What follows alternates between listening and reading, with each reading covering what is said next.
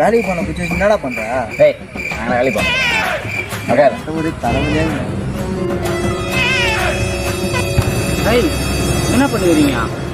டேய் வேலைக்கு போகிறான்னா காலை வந்து நோக்க பண்ணுங்க. ஏன்டா ஏடு மாப்பிள்ள நம்பலாம்.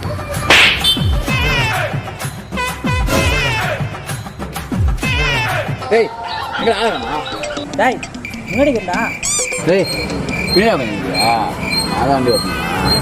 டேய் இங்க கேட்டா